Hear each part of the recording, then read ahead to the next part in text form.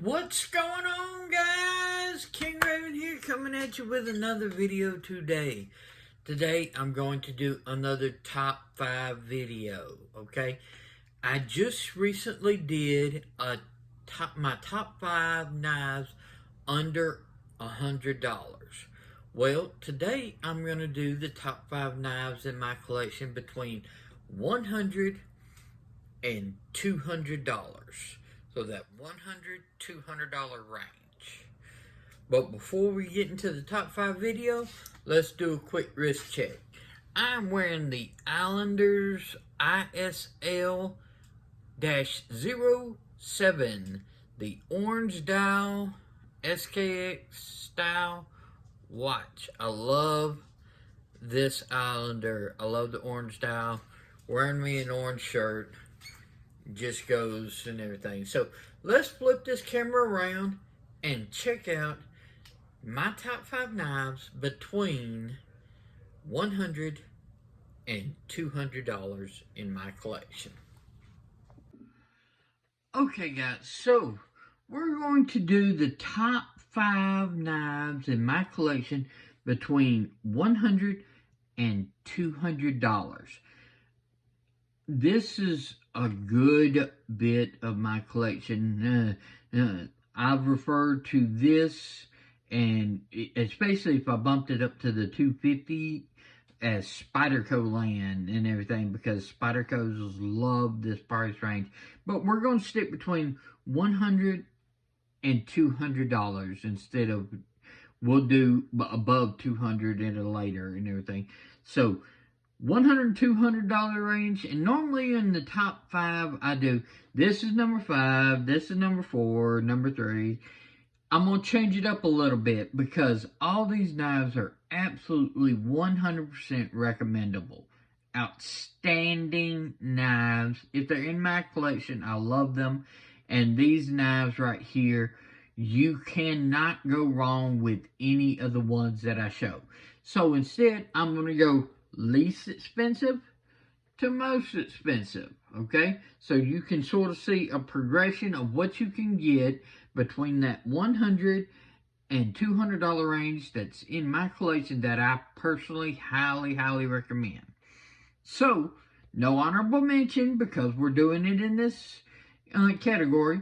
So let's start off with the top 5 knives in my collection between the $100 and $200 range. So first off, the Finch knives, model 1929. I love this knife. This mixes that traditional and modern better than any knife that I own. It is outstanding. It's great in hand, and it's a small knife. But even being a small knife, I have a full, excellent grip. So my hand fits that just right. I love the blade shape. I have several Finch knives, and I could have chose between a couple of different ones, but this by far is my favorite Finch knife, and it is within this price range, as all of them were in this price range, but this one is my favorite. You can get the model 1929 in different scales. This happens to be Coca-Cola, but you can get it in like bone and micarta and G10, different ones like that. This is the Coca-Cola wood. It's outstanding, and 154 cm on the blade. Let's get a couple of measurements right here. So on the blade, we're looking at 0.1 inch. All right, with a weight of 3.07 ounces, okay? So, if we take a measurement on this guy, we're looking at right at a 6-inch knife. Cutting edge is going to be about 2¼ inches, okay? We really dropped that down there, yeah. At cutting edge is right on 2¼ So it's going to be legal in a lot of places that have a 3-inch knife law. Okay, it is sort of like a liner bolster lock. You can see the liner, the bolster part up here, and then it's a liner behind the scales, so sort of like that bolster lock category. Love Finch knives. They are super high quality fit and finish, milled pocket clip. Just, it's hard to beat at 135 a Finch knife if you like that modern meets traditional pocket knife style. So my favorite model is definitely the Finch 1929. Okay, let's move on to the next one in price. Okay, next one in price is going to be the Hogue Deca. Now you can get the Deca in the Warncliffe or the drop point blade, and you can get several different colorways of the G10. This happens to be Smoky Mountain Knife Works exclusive in the red, white, and blue G10, or as Deca likes to, Hogue likes to call them, Damascus. So the different G10 Damascus style handles the Damascus. Okay, so y'all know me, I'm in a wheelchair, so most of my EDC task is actually opening packages, mail, envelopes, anything around the house that you need your general EDC type task, cardboard. That's what I do most of the time. Some food prep, but most of the time it's that EDC style where I just need a knife to cut something task, and this Warncliffe blade does that outstandingly. You get a 20 CV blade, G10, made in the USA for right around that $140 range. It is very hard to beat. Let's do some measurements. Okay, we're looking at about a 7¼ inch knife. Cutting edge is coming in a little bit over 3 inches. I mean, if the cop really likes you, he might call that 3 inches, but just know they could also say it's right over 3 inches, so it's right on that line, okay? Outstanding knife. Let's get some blade stock thickness on this.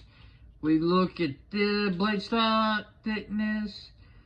Yeah, 0.09, 0.08, 0.09. Yeah, 0.09 of an inch. Okay, and a weight,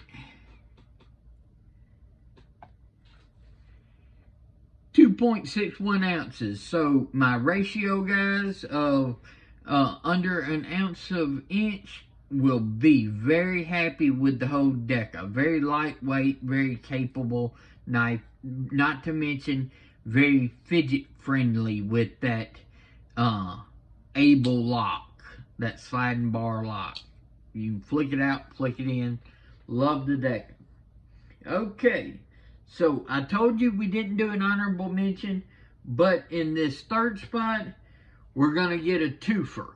And why is it a twofer?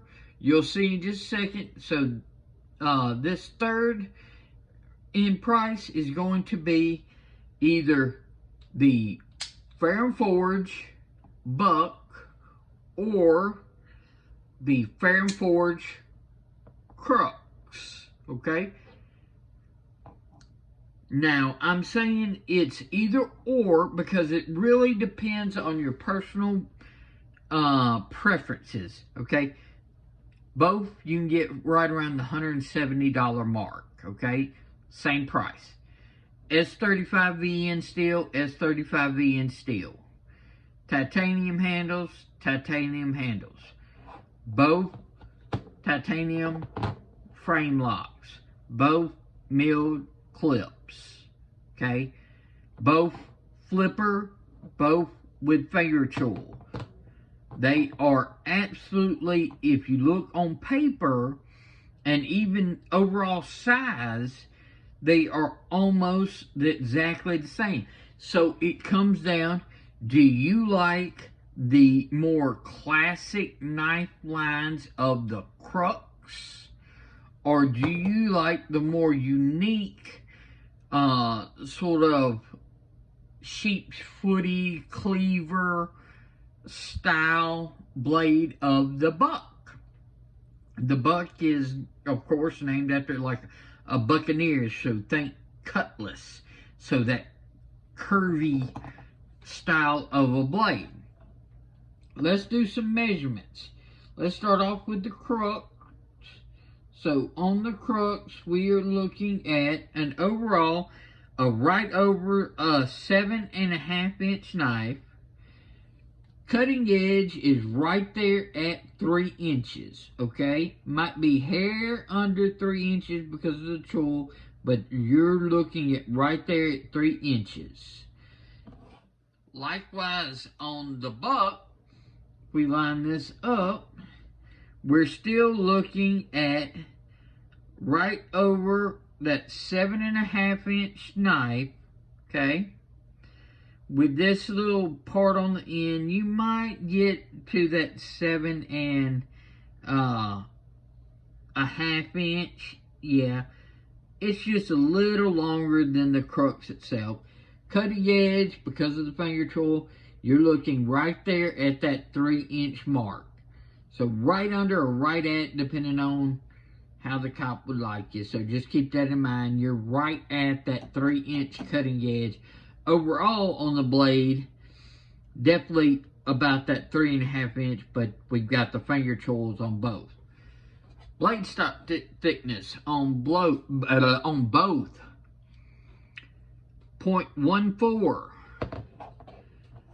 on the Buck, 0.15. So very similar weights on the Crux. 4.37 ounces on the Buck. 3.56 ounces. So the Buck is definitely the lighter knife. If you look at it this way, you can sort of tell that the Buck is also a little bit thinner of a knife. Not by much, but it's a little bit thinner. So that's where, and it's a little slimmer than the Crux, so that's where your weight difference is going to be. So very similar, great in hand, awesome knives. So at this third spot, it's going to be your choice of the Fair and Forge Crux or the Fair and Forge Buck.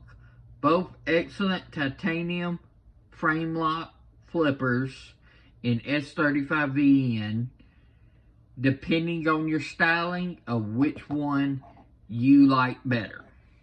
Okay, let's move on. Coming at the next most expensive, this is the Spyderco Gale Bradley 2 M4 with this carbon fiber on top of G10 type scales, okay? This knife comes in at like $197. It's just squeaking under that $200 range, but this liner lock Spyderco is outstanding. The Gale Bradley in hand, you just grab and you cut. It's as simple as that. You grab and you cut. It is just knife all day long. Excellent long cutting blade, very useful for all sorts of tasks. You can do all different grips because the handle is, yes, it's got a little bit of contouring to it as far as where they want you to put your fingers, but it's still so neutral that you can really put your hands in just about any position. I usually use to where I'm wrapping my finger right in here, thumb on this upper ramp, I'm using cuts like this, or I'm pinch gripping and I'm doing cuts like this. Okay, you can hammer fist it if you got to go through some cardboard and stuff like that, but it really suits well in hand and it's got a really awesome feel. I am looking to upgrade to like some aftermarket scales. These scales are okay. They've got a little bit of texture and traction, but they're not my most favorite scales. But the knife overall is outstanding. Okay, let's get some measurements on the Gale Bradley 2. We are looking at about an 8¼ inch, or right over an 8¼ inch overall length knife. Okay, approaching onto that 8½ inch knife now that I backed up the tip to be right on the edge. We're right at that 8½ inch. Cutting edge right under 3½ inches. So blade length, you're going to be well right past 3½ inches. Cutting edge is going to be right under that 3½ inches. Thanks to this little choil spot. It's not really a good finger choil, but it's more of a sharpening type choil. So blade length is going to be right under. Overall blade length is going to be right over. So cutting edge, I meant, is right under. Blade length is going to be right over. Get some measurements on this guy right here. Zero this out. We are looking at 0.11 for blade stock. And weight, 4.48 ounces. Not bad at all. No, it's not that ounce an inch, but this is really excellent in hand. Have no problems with it whatsoever. So for right at that $197 range, you are looking at an excellent knife. M4, great styling, liner lock, fit and finish is outstanding. The Spyderco Gale Bradley 2.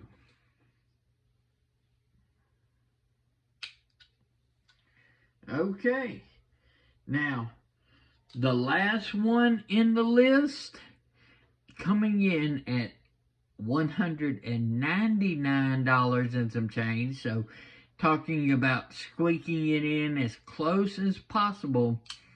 This is the Smoky Mountain Knife Works exclusive Arctic Storm PM2 in M4. Okay, you can go to Smoky Mountain Knife Works as of filming this video, middle of January 2022. They have this knife available, and it's at that $199 and some change price tag that you can go. You've got their Arctic Storm carbon fiber, fat carbon, excellent scales, beautiful scales. I love all the different colors and textures and everything in these Arctic Storm scales. M4, just like on the Gale Bradley 2, excellent steel, but you're getting the PM2 as far as its classic design and functionality. Great ergonomics, great in hand. This knife is 20-something-year-old design, and it's still one of the most popular designs that is out there, and they sell out of just about any configuration that comes out. Yeah, there's a reason why the PM2 is so popular and has been so popular for so long. Okay, let's do some measurements on the PM2. We're looking at about a little bit over an 8-inch knife, so about an 8¼ inch knife. Okay, about 8¼ Cutting edge, we are looking at a little bit over, not quite 3¼ inch. So in between 3 and 3¼ right there on that line. Overall blade length, you're really looking at about a 3½ inch blade if you take into the choil. So measuring from the top of here to the tip, you're really looking at about a 3½ inch, but your cutting edge is going to fall right about this line right here. Okay. Blade stock thickness on the PM2, 0.12,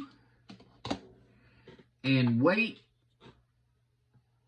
in this configuration is 4.06 ounces. Of course, this is using the tried and true compression lock, so you get the fidget factor if you want it, but the PM2 just has those classic stylings. So if we go from the most expensive, the PM2, Arctic Storm in M4, the Gale Bradley 2, your choice of either the Ferrum Forge Crux or the Ferrum Forge Buck, the Hodeca, or the Finch knives, model 1929.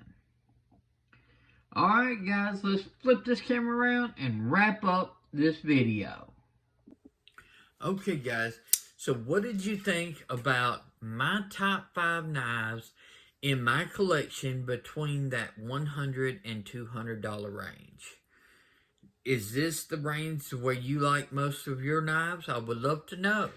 Okay, what would be your top knife or top 5 knives in this price range between that $100 and $200 range?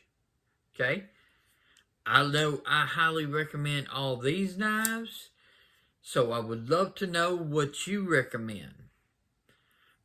Check out this video. I'm going to link the video to my top 5 knives under $100, as well as my top 5 playlists right here. You might find other top 5 playlists that you like. If you like top 5 lists like I do, there's even a couple of top 10 lists snuck up in there. We won't tell anybody, but check out that playlist. Follow me on Instagram at Shield Arms. There'll be a little Shield Arms watermark. Just click that watermark and you'll automatically be subscribed. I really do appreciate it. Y'all leave me a comment. Let me know your picks and what you think. Y'all be safe out there. I'm King Raven, and I'll catch you in the next video.